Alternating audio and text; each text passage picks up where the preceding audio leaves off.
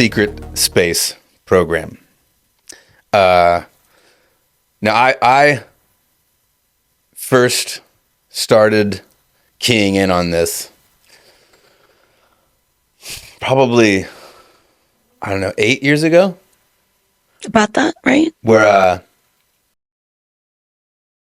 I don't know, maybe it's yeah, eight to nine probably years ago. So I watched a show called Cosmic Disclosure, and I ran through it because I loved the show. I thought it was great, but there was stuff being said in it that really triggered me. And so my whole life, I come from a military family on my my Irish side, Navy pilot, aviation, all the UAP and UFO stuff has been like, part of our household since I was a kid, since I was cognizant of talking about anything. And so mysterious stuff was always being looked at with a objective eye, and so it's all of this all the nuances of paranormal and space exploration and stuff like that were hot topics. And so since I was youth, my grandparents were going to shuttle launches all the time. Friends of ours worked on certain launches, and as a child, I always had these deep visions of being on a different planet, and I didn't really talk to a lot of my friends about this because every time I did, they just were tripped out about it, and they were like, "Okay, well, you're weird," and so I always had these, and they were very specific visions. And it was like, no, I know the feel. I remember the smells. I remember how the air felt. I remember the temperature. Like, it was crazy. And there's a crazy off-world scapes. And I just, I probably started really realizing these around 9-10 years old. Like, they started really coming to the forefront, which is kind of a pivotal time too. I was like getting into a lot of mischief, like hardcore stuff, yeah, right around that age. It was like, I was, the kid stuff was taking the back burner. It was just like, more hardcore living. Like gangs were starting to be noticed around then, and I was like, kind of warrior tribal stuff was going down, and but I just kept having these dreams and these visions of these off-world scapes. So fast forward to 9-8 years ago when I watched Cosmic Disclosure, and I ran through, there was 70 something episodes, and I just ate them up. Watched them several times actually, because I was just something was happening, and I was like, so what was being said, I was like, why does this resonate so much with me? It's almost disturbing. Well, it was disturbing, but it was also kind of comforting, because I was like, wait, there's something here. So, honestly, I don't even really recall how you came to know of me exactly. So you might want to tell me that, and what was your first reaction, when you saw me, and how did you know that I was a part of this SSP phenomenon? By the time I kind of heard about you or learned about you, I was, I think, maybe 5 years into full-time divination at my place of work. And so I was learning, I always knew how to remote view, even though it's a big thing, but I just always remember being able to do it. But then it turned into remote reading, where I could read people's energy fields based off of other people. So we have a mutual friend, and one day they were mentioning about you, and I was like, oh, well, he's one of us. And that's interesting. Okay. And they would tell me, oh, he doesn't really know much about it, or he doesn't talk much about it. But I'm sure if you guys met, it would be like automatic, like recall or something like that. And then so I think we first met in person 2020, even though I had always heard about you through our mutual friend. And it was immediate. I flashed back. I saw all the places that you were at, mutual places where we had been, maybe not at the same time, but facilities that we probably passed through the same at some point. And we're around the same age. So when Ryan is talking about the hardcoreness and the gangs and stuff like that, we're talking late 80s, early 90s, right? To mid 90s, 1990s. Yeah.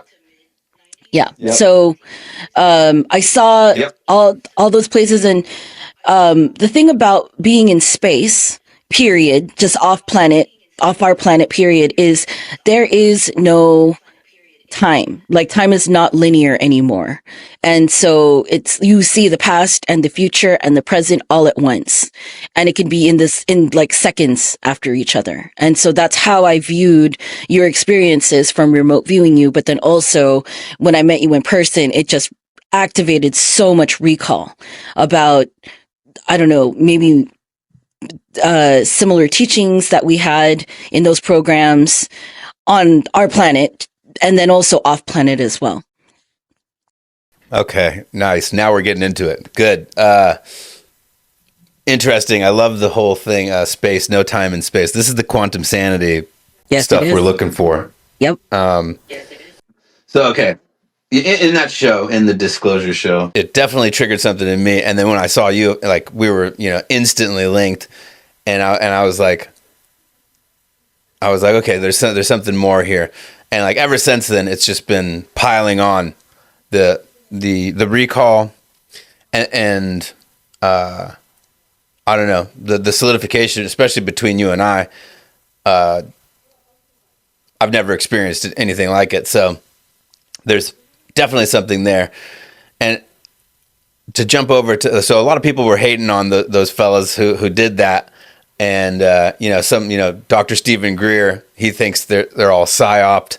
And so here's where my skepticism, and this is like my personal view of the whole thing, is like, and I'm being completely candid and real about this, 'cause it's like, this is wild, trippy stuff. And I don't think it gets me any like street cred talking about this shit. Yeah. But no, I've had some real deep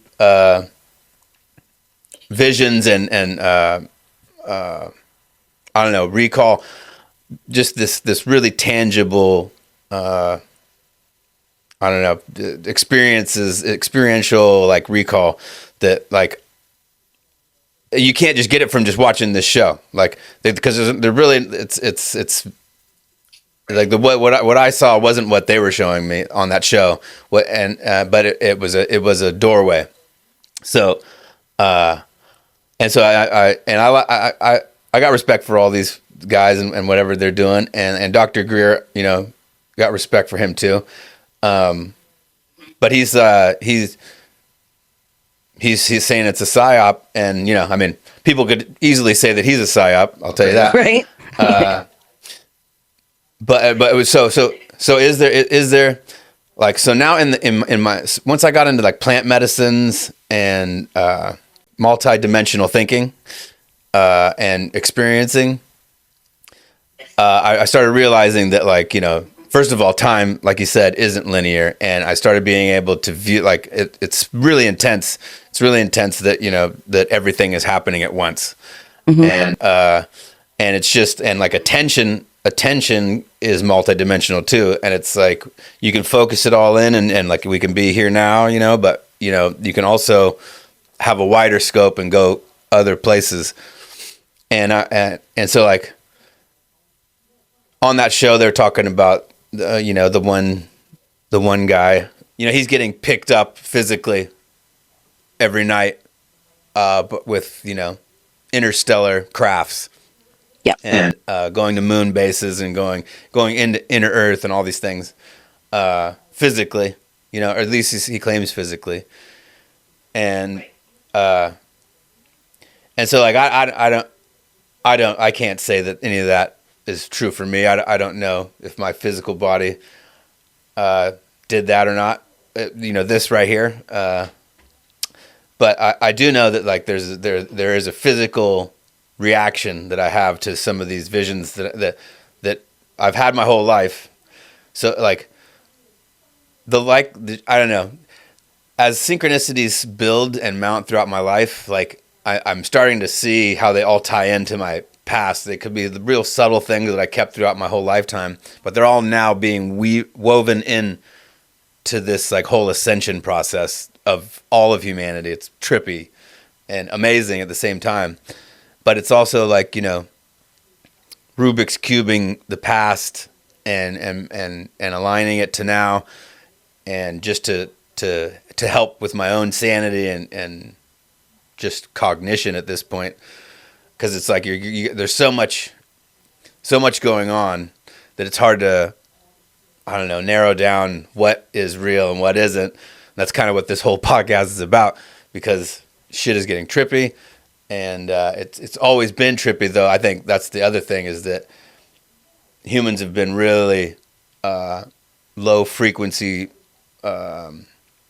hypnotized into a low frequency sleep for several decades now, and on purpose.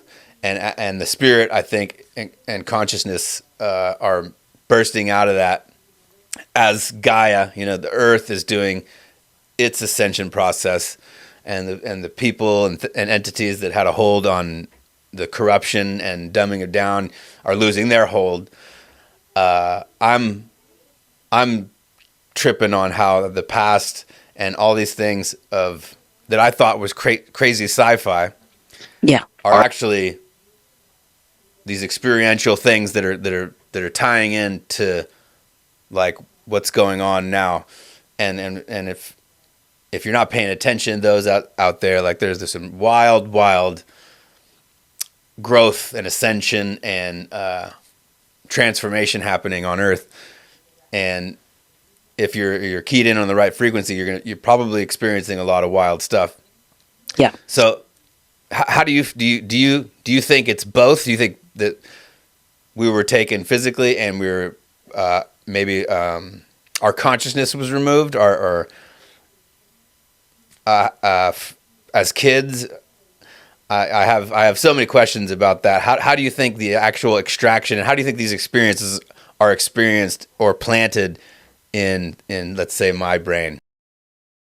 I believe that that's happened, but I don't believe that that's what happened to you. And actually, a lot of program kids were taught to believe it.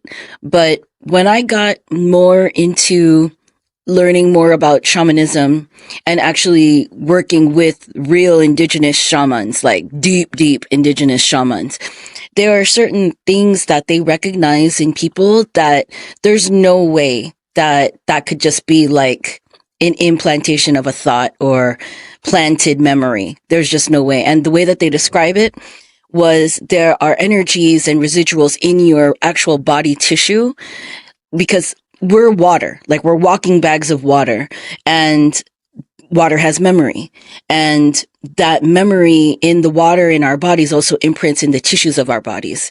And so even with people that have been taken off world and then brought back, maybe not even in the same, I don't know, flesh suit, depending on, what the stories say, there's still water there. And that water still gets transferred or reprogrammed, I guess, to what the old consciousness had. So, in shamanism practice, like that I practice, the first thing that I learned to get really, really great at was entity removals and / exorcisms, because those are easy for me to see, and they're, I don't know, not as challenging for me to do. And different spiritual practitioners have different specialties. And what I noticed with entities, especially on program kids, is these are entities that have been with them since birth, which is unique. Usually it's kind of like nature versus nurture. Are you born with these entities inherited from intergenerational trauma? Or are these very specific entities that came to almost like hunt you down from your birth since you appeared and incarnated? And a lot of program kids, they come from families, lines, like deep family lines of generations of some kind of program experience, whether it be military or even I know people that were in the program that just lived adjacent to or just worked on military bases. Like their grandparents or their great grandparents worked near a base anywhere in the world, any military base. And then their parents either worked on the base or they did contractor work that's somewhat related, and then trickle down, trickle down, trickle down until it's kind of like our generation of program kids.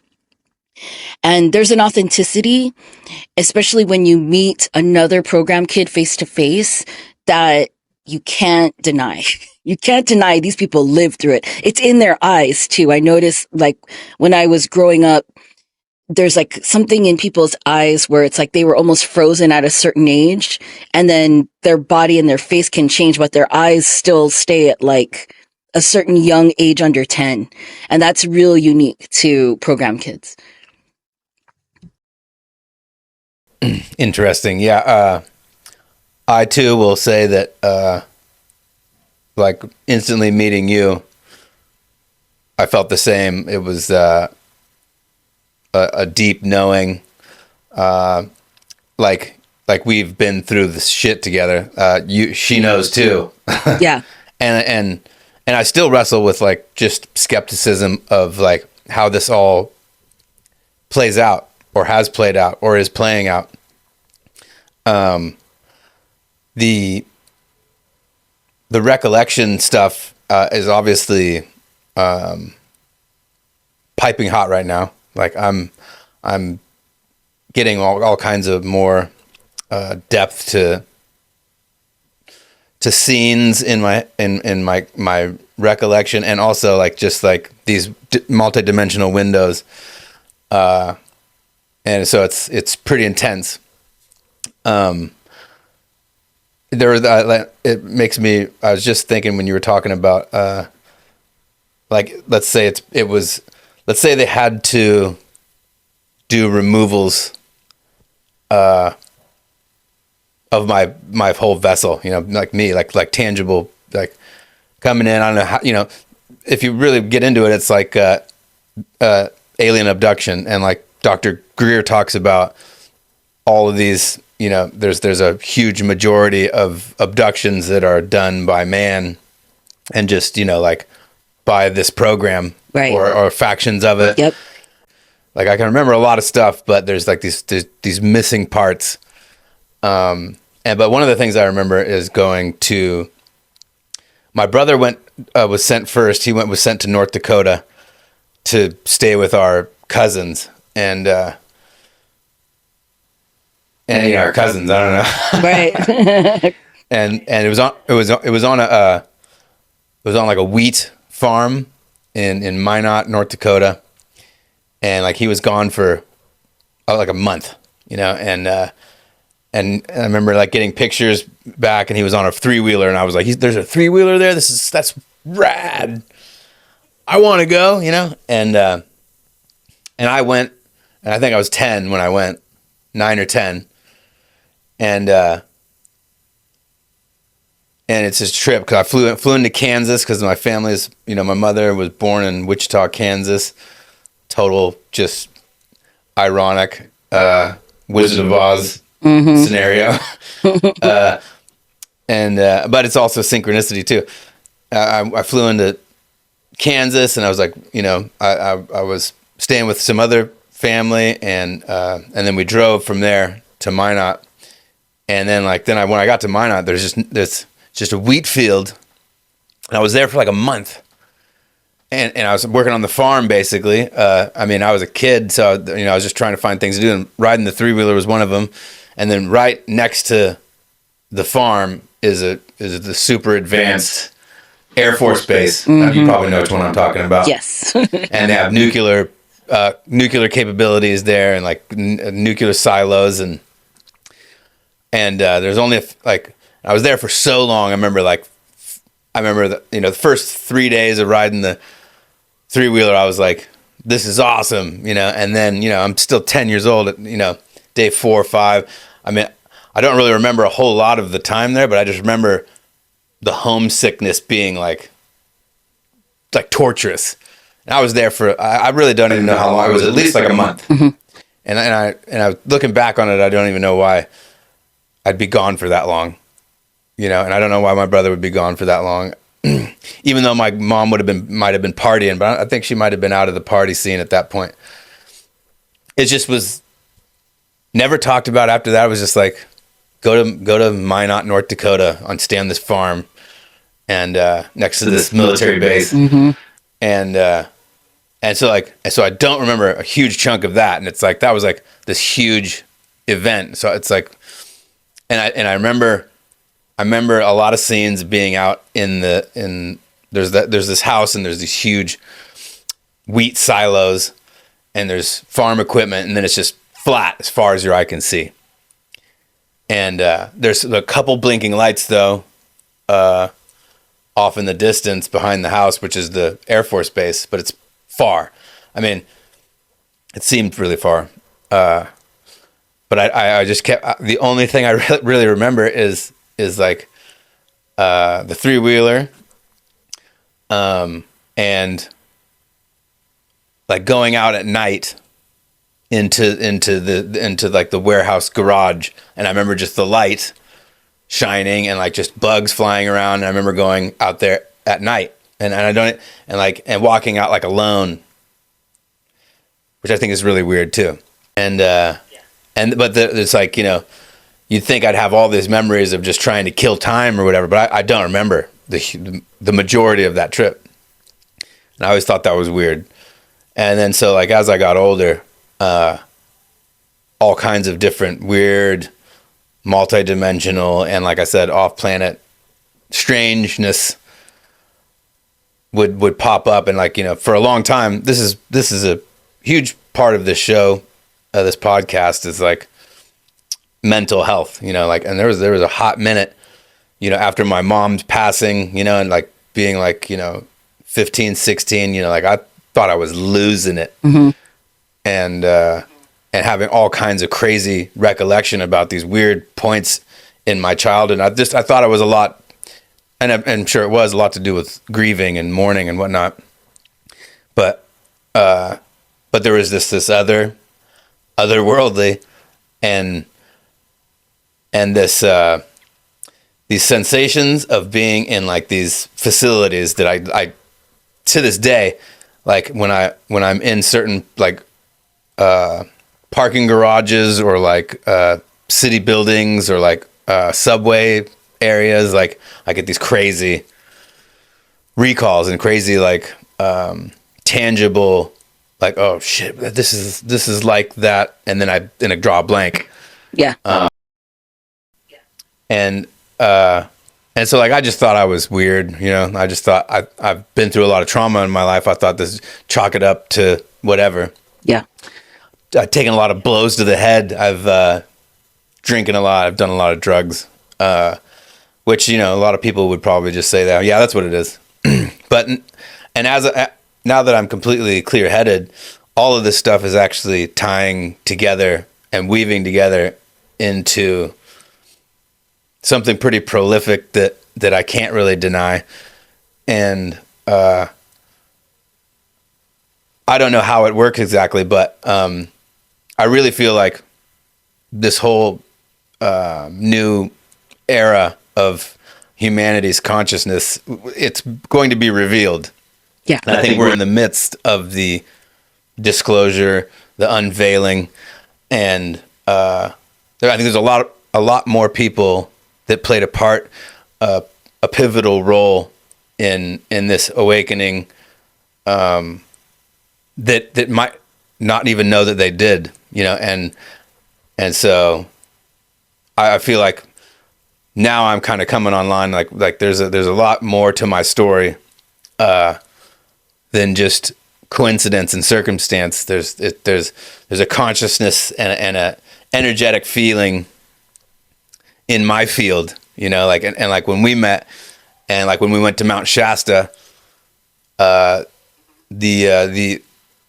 like there's no way to really describe what happened to me there, and Mount Shasta has been pivotal in my whole life's spirit journey.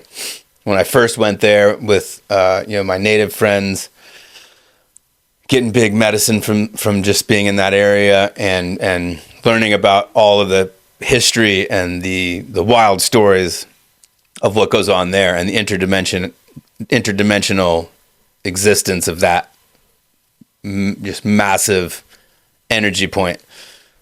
And then we went there, and when we went there, I was still drinking and partying, but it was like I was kind of in the thick of it. Yeah. I was thinking of this today, that like the thickness of my party, it was like it was funneling to a point where I had to, like, it was going to make or break me. Yeah. Which, at the time it felt, horrifying, or just like I was just numbing out. But I'm super grateful for it, because it like going up and doing that ceremony we did with our other spirit friends on that mountain was a huge pivotal point of not only like my recollection of the stuff we're talking about, but it put me up a rung in spiritual evolution to get me to get sober, and to start not disregarding all of these experiential recall things I'd have. And because it's like, don't be crazy. I started integrating all this stuff, and each time I've integrated it, the universe has literally replied with synchronicities. Like, yes, you're yes, keep doing that. You're on to it. Yeah. Validations. And validations, confirmations. And I spent a lifetime running away from all those because I felt insane. Yeah. So here we are on Quantum Sanity, trying to piece all of that back together. Yeah. And so how did you first get introduced? Like, how did you know that there was this program in your field? So I was born and raised in San Francisco, and the Presidio, which was part of a naval base, and then Treasure Island, which is out in the bay. It's like there's Alcatraz and then there's Treasure Island. Like you, I have military family. My dad was in the Philippine Special Forces. And so he was one of the guys that was teaching a lot of people that were going over to Vietnam how to do jungle warfare. He's a tracker. He did all that stuff, crazy stuff. But my uncle, was in the Navy, and we were always going to the Presidio, which is now like an open park, which is weird, but there was like a base for so long. And just playing around those trees, because there's beautiful trees there. When I was growing up, there's like groves, and just to kill time, my parents would just let us loose, like me and my cousins let us loose in the woods on base. And those trees hold memory. Like, those were not, a lot of those trees were like native, and they survived colonization. There used to be sequoias in San Francisco, but they all got chopped down for whatever, gold rush and the boom and everything like that when San Francisco became a city. But a lot of those old pines, they had memory. And so, when there was it was funny because there was this rumor that, cause we have BART, Bay Area Rapid Transit, and there's a Transbay Terminal tunnel that runs under the whole bay to get over to Oakland, which is the other side of the bay.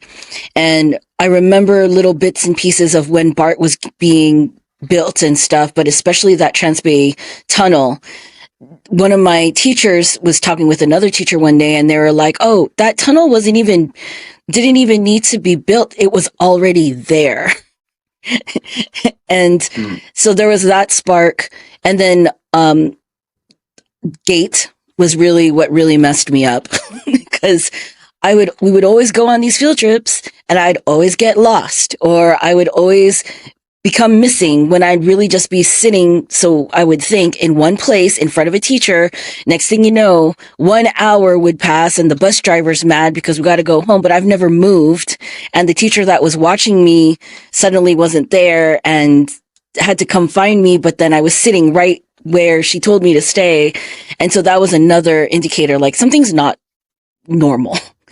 And so, slowly I started talking with other kids in my gate classes, because the way it was in San Francisco is there would be kids from other schools that would just kind of all meet up at the same field trips, opera and like symphony field trips and stuff. And we would get to talking and stuff. And at that time, when I was under maybe 8 years old, Star Wars was everywhere.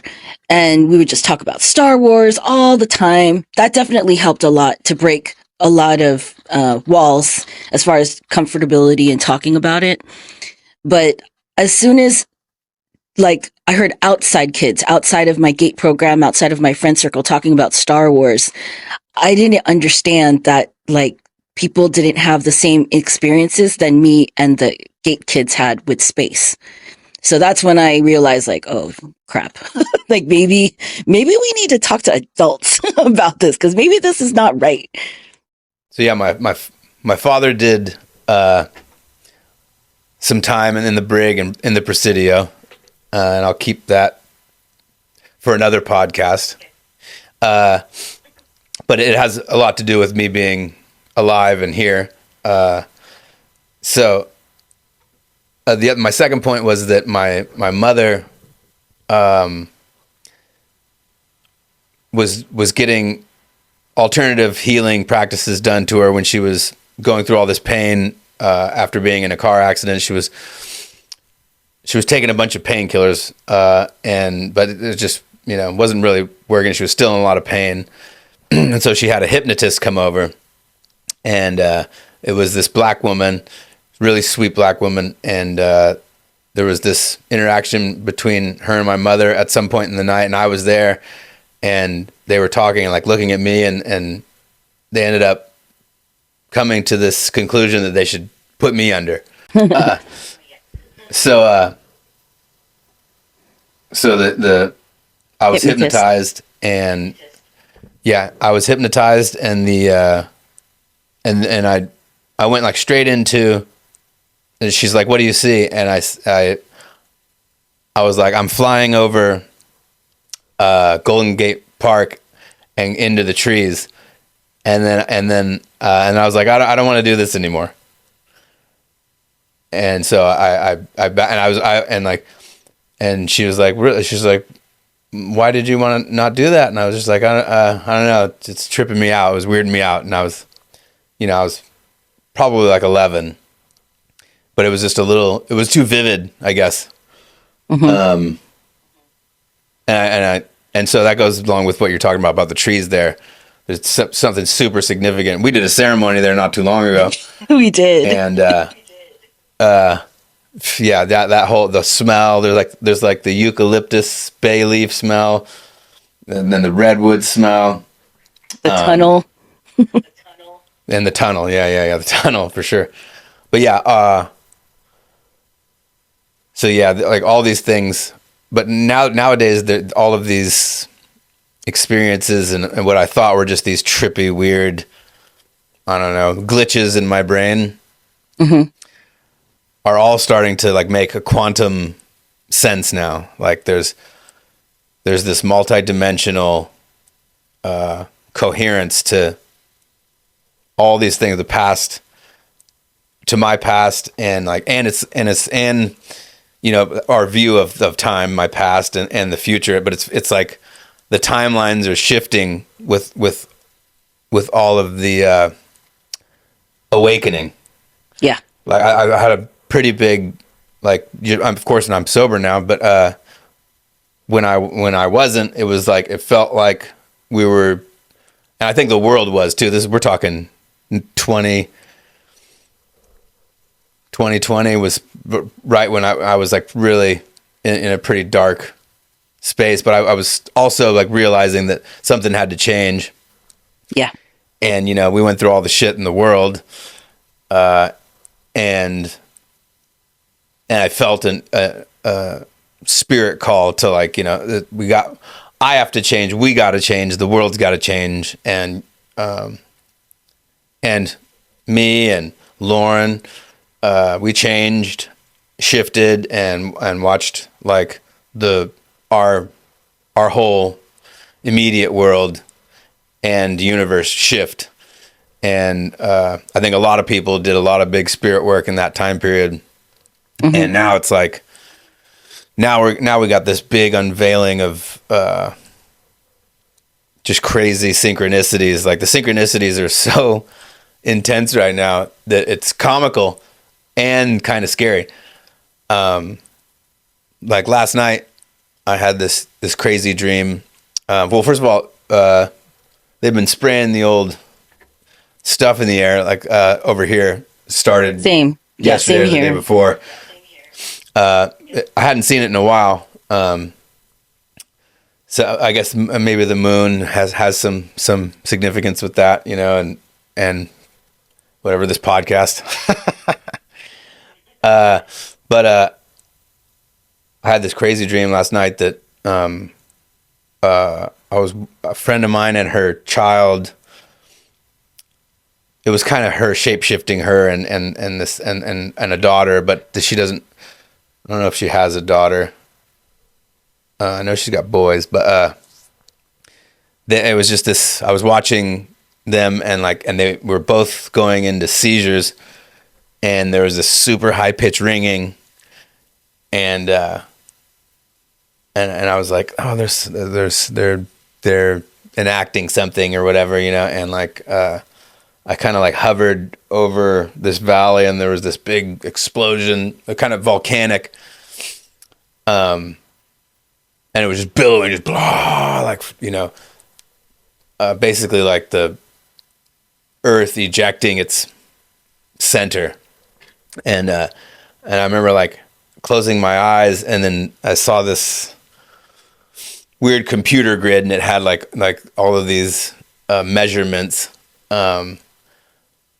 And I remember like going like, this isn't real. This isn't like the earth.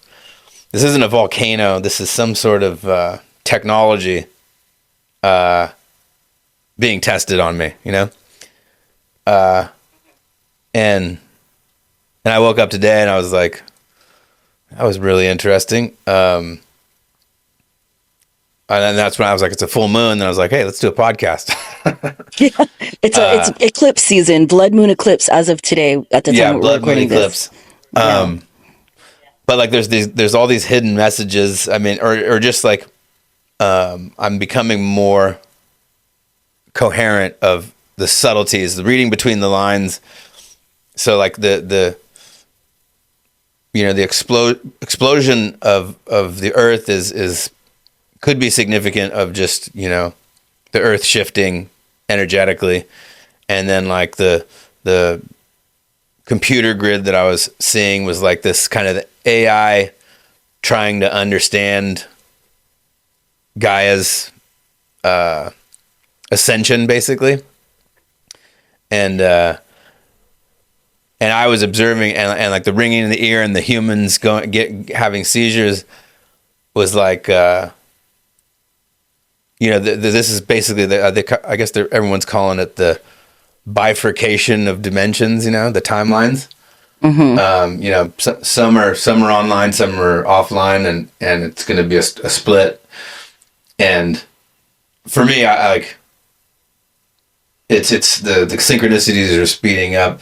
The program we're speaking of, and my plant medicine journey as of late, just my spirit connection is heightened, and I mean it's all beautiful things because it's all happening at once, right? And and so like for me, it's like really important for me to have these conversations with you and with others, but like on this kind of platform, just to like to keep the quantum sanity, because for me it's really intensifying, and I'm sober and healthy, and like things are getting more trippy than ever. Yeah, it's So it just goes to ramping show. up. It goes to show that. Yeah, it goes to show that numbing out and like, you know, even going on benders where you hallucinate, is in the wrong direction of like the higher vibrational like downloads that are coming in right now. Yeah. It's frequency too. As soon as you raise your frequency with sobriety, all of a sudden your body could receive your downloads, and your mind could process the downloads faster. Yeah. Yeah, it's a trip. I remember you saying that, you know, I've been given a new light body, which Yep. it's exactly how I feel. I've physically gotten lighter. I feel like I'm emanating more light. You know, when on this show we try to, you know, talk about my light just flickered, paranormal and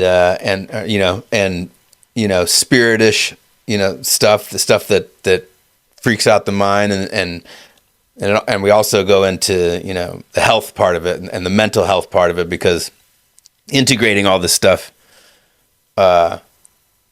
you have to be grounded in your corporeal vessel.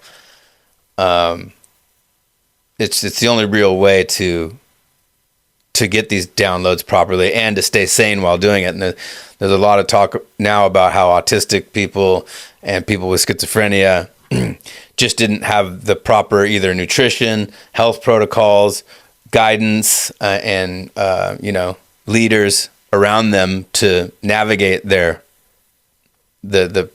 magnifications of their antenna. Yeah, I think there's definitely truth to that, but I noticed recently, I was speaking with another energy worker, spiritualist, and their grandparents were powerful shamans from Asia.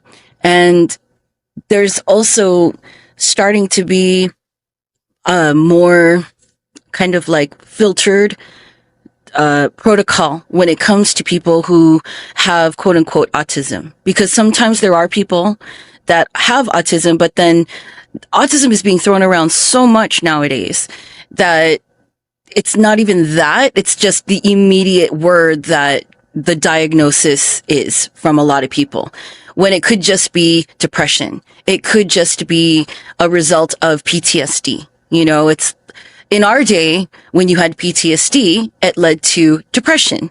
And also, you know, this person or may also have OCD or ADHD, but not to the point of like, let's slap on the label autism and then just break down the little things, especially when you're a person that has recall and experience with being in a program. It's the most frustrating thing. And a lot of spiritual people have had to teach people how to have discernment, because it's like you said, are you going crazy? You know, what is going on? All the years that you self-medicated to try and numb that information out of your body, now coming into sobriety and you're having all this recall and memory. It's like, do you have the tools of discernment? And once you've discerned the truth from the non-truth, how do you handle it? Exactly. I mean, I don't know. I feel like I'm getting better. I mean, the truth is like, the truth for me is that like the consciousness is so much more than fathomable, and spirit is so crazy dynamic that like, you know, there's nothing that's, I can't really wrap my head around the truth of it other than the fact that it exists, and that it's, I don't know, so complex and so simple at the same time. But like, like certain things, like I'm trying to weave together that the synchronicities and how they play out in my life. I guess I'm just trying to resonate with like the highest frequency thing that, and the discernment comes from a feeling, like a real internal resonance, as opposed to me like going, well, this is my truth, like, the program is real and I experienced it, or I know the truth is that I definitely have a resonance with it, and like whatever is going on there, it's resonated with me for a long time, and I really don't know the answers of exactly how that works, but it's also, I don't know, my flexibility and mobility in consciousness and the spirit realm is increased by all of it.